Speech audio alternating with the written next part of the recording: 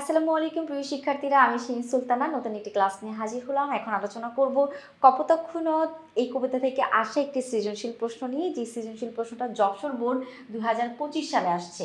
তো চলো আমরা যশোর বোর্ড 2025 সালের প্রশ্নটা দেখে নিই। দেখো, মাইকেল মধুসূদন দত্ত জন্ম হচ্ছে যশোরে, আর যশোরের বোর্ড থেকে হচ্ছে এইখান থেকে প্রশ্ন আসবে না, কপোতাক্ষ থেকে প্রশ্ন আসবে না, এটা কিন্তু খুবই মানা যায় না। তো কম বেশি এক বছর পর পর হলেও বা প্রত্যেক বছর পর পর হলেও কিন্তু যশোর বোর্ডে কপোতাক্ষ নদ থেকে একটা সৃজনশীল প্রশ্ন থেকেই যায়। তো 2025 সালেও কিন্তু এখান থেকে একটা প্রশ্ন আসছে। তো আমরা এটা একটু দেখে নিই। কপোতাক্ষ নদ কবিতায় অষ্টকের মিলবিন্যাস কেমন সেটা একটু আমরা লিখি। কপোতাক্ষ নদের অষ্টকের মিলবিন্যাস হচ্ছে ক খ ক খ ক খ খ ক, ঠিক আছে? ক খ ক খ ক খ খ ক, এটা হচ্ছে কপোতাক্ষ নদের মিলবিন্যাস। তো মাথায় রাখবো, যেহেতু আমরা জানি যে এটা একটা সনেট কবিতা, এই জন্য এটার মিলবিন্যাস হচ্ছে ক খ ক খ, প্রথম 8 লাইনের। এবার দ্বিতীয় নাম্বার দেখব। খতে আছে প্রজারূপে রাজরূপ সাগরের দিতে বাড়িরূপ করো তুমি, এত দ্বারা কি বোঝানো হয়েছে? আচ্ছা, এটা হচ্ছে একটা আমাদের কবিতার লাইন। কপোতাক্ষ নদের যেই ষষ্ঠ অর্থাৎ শতক যে চরণগুলো আছে, দ্বিতীয় স্তবকে শতক যে চরণটায়, সেখানে এই লাইনটা আছে, প্রজারূপে রাজরূপ সাগরের দিতে বাড়িরূপ করো তুমি। লাইনটা একটু বোঝাই। প্রজা, আমরা বাদশাহ, রাজা বাদশাদের প্রজা রেখেছি, সেই প্রজারা রাজাকে কর দান করে, প্রজারা রাজাকে কর দান করে বা ট্যাক্স দান করে, রাজস্ব দান করে, এরকম। তারপরে সাগরের দিতে বাড়িরূপ তুমি কর, এখানে বাড়িরূপ বলতে বোঝাচ্ছে কপোতাক্ষ নদের জলকে, কপোতাক্ষ নদের জলকে। আর কর বলতে বোঝাচ্ছে তোমার হচ্ছে ট্যাক্স, ইনকাম ট্যাক্স, এগুলা। তো প্রজারূপ রাজরূপ সাগরের দিতে বাড়িরূপ করো তুমি, এটা বলতে কবি বোঝাচ্ছে প্রজারা যেমন হচ্ছে রাজাকে কর দান করে, ট্যাক্স দান করে, ঠিক তেমন সাগরের পানি, কপোতাক্ষ নদ তোমার পানি, সেটা ধীরে ধীরে কোথায় পৌঁছাচ্ছে? সাগরে গিয়ে পৌঁছাচ্ছে। দেখো, নদ নদীর জলগুলা এগুলা পৌঁছাতে পৌঁছাতে কিন্তু সাগরের কাছে চলে যায় বা সাগরের মধ্যে চলে যায়। সাগরে নদ নদীর পানিগুলা আস্তে আস্তে চলতে চলতে সাগরে গিয়ে পৌঁছায়। তো এখানে কবি বলেছে কপোতাক্ষ নদ প্রজারা যেমন রাজাকে কর দান করে, কপোতাক্ষ নদ তুমিও সাগরকে তোমার কর দান করছো বা তোমার পানি দান করছো। এইটা দ্বারা কপোতাক্ষ নদের কবি বিশালতা বুঝাইছেন, সেই জন্য এই উক্তিটা বোঝানো হয়েছে। আমি সহজ ভাষায় তোমরা যেভাবে বুঝবা ঠিক সেভাবে আমি বুঝিয়ে দিলাম। এখন আমি এটার খ নাম্বারটা একটু আলোচনা করব। দেখো, খ নাম্বারটা তুমি বইয়ের ভাষায় কিভাবে লিখবা। প্রজারূপে রাজারূপ সাগরের দিতে বাড়িরূপ করো তুমি, উদিত অংশটি দ্বারা কপোতাক্ষ নদ কর্তৃক সাগরকে জলরূপ কর বা রাজস্ব প্রদানের বিষয়টি বোঝানো হয়েছে। যে হ্যাঁ, একটা মানুষ যেমন জল দান করে, মানে প্রজারা যেমন রাজাকে কর দান করে, কপোতাক্ষ নদ যেমন সাগরকে জল দান করছে, পানি দান করছে, সেটা এখানে বোঝানো হয়েছে। আমি কিন্তু সেভাবেই বললাম। মহাকবি মাইকেল মধুসূদন দত্ত তার কপোতাক্ষ নদ কবিতায় নদটিকে একজন প্রজার সাথে এবং সাগরকে রাজার সাথে তুলনা করেছেন। প্রজা যেমন রাজাকে কর বা খাজনা দেয়, তেমনি কপোতাক্ষ নদও সাগরকে জল দেওয়ার মাধ্যমে নিয়মিত কর প্রদান করে। এখানে নদের প্রবাহমান ধারাকে বাড়িরূপ কর বা জলরূপ রাজস্ব হিসেবে অভিহিত করা হয়েছে। মূলত স্বদেশের প্রতি নদের গভীর মমত্ববোধ এবং প্রকৃতির স্বাভাবিক নিয়মকেই কবি এই রূপকের মাধ্যমে প্রকাশ করেছে। আশা করছি আমরা বুঝতে পেরেছি। এবার আমরা আলোচনা করবো গ আর ঘ নিয়ে। তো গ আর ঘ আলোচনা করার জন্য আমাদের উদ্দীপক পড়তে হবে। উদ্দীপকটা আমরা একটু দেখাই। দেখো, গ্রামে বেড়ে ওঠা শাহেদ জীবিকার সন্ধানে পাড়ি জমান হচ্ছে স্বপ্নের দেশ সুইজারল্যান্ডে। সেখানে কাজ ও বেতন ভালো। শাহেদ আজ প্রতিষ্ঠিত হওয়া সত্ত্বেও মনের মধ্যে কিসের যেন অভাব অনুভব করেন। চাকচিক্যময় শহরে জৌলস্য কর্মব্যবস্থার কারণে শৈশবের স্মৃতি এখন তার মনে ধূসর হয়ে গেছে। আচ্ছা, উদ্দীপকের শাহেদ সে সুইজারল্যান্ড গিয়েছে, সেখানে তার ভালো লাগে, বাট কাজের কারণে ছোটবেলার শৈশবের স্মৃতি তার আর মনে পড়ে না, তার কাছে আর ভালো লাগে না। তাহলে একটু গ আর ঘ নাম্বারটা দেখি। গ নাম্বার প্রশ্ন বলেছে উদ্দীপকে কপোতাক্ষ নদ কবিতায় বৈসাদৃশ্যপূর্ণ দিকটি ব্যাখ্যা করো। মানে কপোতাক্ষ নদে মাইকেল মধুসূদন দত্ত যেটা বুঝাইছেন সেটা উদ্দীপকে আছে কিনা শাহিদের মধ্যে, সেটা আমরা লিখবো। মানে সাদৃশ্য কি। আর খতে চাইছে উদ্দীপক ও কপোতাক্ষ নদ কবিতার ভাবগত চেতনার অভিন্ন উক্তিটি বিশ্লেষণ করো। ভাবগত চেতনায় আসলে কোনো ভিন্ন মানে অভিন্নই আছে। অভিন্ন মানে হচ্ছে মিল, দুইটার মধ্যে মিলকে বোঝায়। বাট আমরা উদ্দীপকের মধ্যে একেবারে অভিন্নই দেখতে পাচ্ছি, কবির চিন্তার কোনো কিছু শাহেদের মধ্যে নাই। তাহলে আমরা গ ঘ একটু আলোচনা করে ফেলি। ফার্স্টে হচ্ছে আমরা গ নাম্বার, যে কোথায় সাদৃশ্য বা বৈসাদৃশ্য আছে?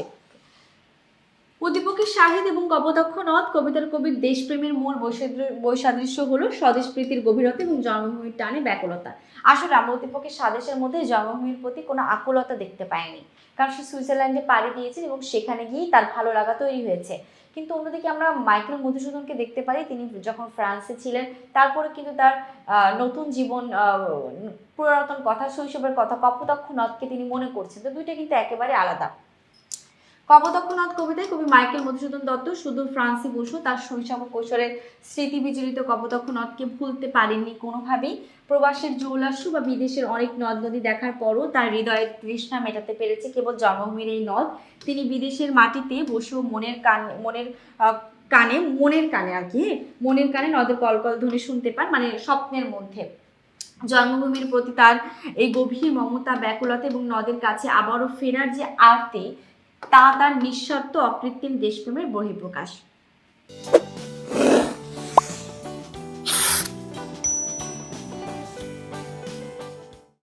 অন্যদিকে উদ্দীপকের শাহিদ সাহেব জীবিকার তাগিদে সুইজারল্যান্ডে বসবাস করেন। সেখানে তিনি প্রতিষ্ঠা পেলেও তার মনে কিসের যেন অভাব বোধ হয়। তিনি বিদেশের মাটিতে বসে বিদেশের জন্য টান অনুভব করেন ঠিকই, কিন্তু তার হৃদয়ে কবির মতো সেই জন্মভূমির স্মৃতির জন্য হাহাকার বা ফেরার তীব্র আকুলতা ফুটে ওঠেনি। উদ্দীপকের শাহিদের দেশপ্রেম কবির মতো উজ্জ্বল স্মৃতিকাতরতা বা গভীর জীবনবোধে একেবারে সিক্ত নয়। হ্যাঁ, শাহেদ সুইজারল্যান্ডে গিয়ে একেবারে তার জন্মভূমিকে ভুলে গেছে। তো আমরা বলতে পারি কপোতাক্ষ নদ কবিতার মধ্যে কবির যেমন ভালোবাসার টান ছিল, সেটা এখানে একেবারেই নাই। আচ্ছা, এবার আমরা যাই ঘ নাম্বার প্রশ্নে। ঘতে কি আছে দেখো। ঘ নাম্বার প্রশ্নটিতে বলেছি উদ্দীপক ও কপোতাক্ষ নদ কবিতার ভাবগত চেতনার অভিন্ন উক্তিটি বিশ্লেষণ করো। হ্যাঁ, অভিন্ন আছে, কারণ আমরা উদ্দীপকের শাহেদকে দেখতে পেয়েছি সে সুইজারল্যান্ডে থাকলেও কোনো না কোনোভাবে তার গ্রামের প্রতি একটা আলাদা বা শৈশবের প্রতি আলাদা একটা ভালোবাসা আছে, যেটা আমরা আমাদের কবির মধ্যেও পেয়েছি, মাইকেল মধুসূদন দত্তের মধ্যেও পেয়েছি। সেই জন্য বলতে পারি তাদের ভাবগত চেতনা একই রকম। এখন আমরা ঘ নাম্বার প্রশ্নটা একটু পড়ি ভালো করে। প্রবাস জীবনে জন্মভূমির প্রতি গভীর টান অনুভবের যে দিকটি কপোতাক্ষ নদ কবিতায় প্রকাশ পেয়েছি, তার সঙ্গে মিল থাকায় উদ্দীপক কপোতাক্ষ নদ কবিতার ভাবগত চেতনা পুরাপুরিভাবে অভিন্ন। এরপর দেখো আর কি আছে আমাদের। কপোতাক্ষ নদ কবিতায় কবি মাইকেল মধুসূদন দত্ত প্রবাস জীবনে শৈশবের স্মৃতি বিজড়িত প্রিয় নদ কপোতাক্ষকে বারবার স্মরণ করেছেন। প্রবাসী গিয়ে তিনি বহু দেশে ঘুরে বহু নদ নদী দেখলেও তার প্রাণের তৃষ্ণা মেটাতেই সেগুলো একেবারে ব্যর্থ হয়। তার এই তৃষ্ণা কেবল স্বদেশের কপোতাক্ষ নদের জলে মেটানো সম্ভব। এখানেই তার স্মৃতিকাতরতার অন্তরালে দেশপ্রেমের চেতনারই প্রধান হয়ে উঠতে দেখা গিয়েছে। উদ্দীপকের ভাবগত চেতনা ও কপোতাক্ষ নদ কবিতার চেতনার একেবারে অনুরূপ। শাহেদ জীবনের প্রয়োজনে স্বদেশ ছেড়ে বিদেশে থাকতে শুরু করে। গ্রামে বড় হওয়ার পরও শহরে কর্মব্যবস্থার কারণে গ্রামের শৈশব স্মৃতি তার কাছে ধূসর হয়ে গেছে।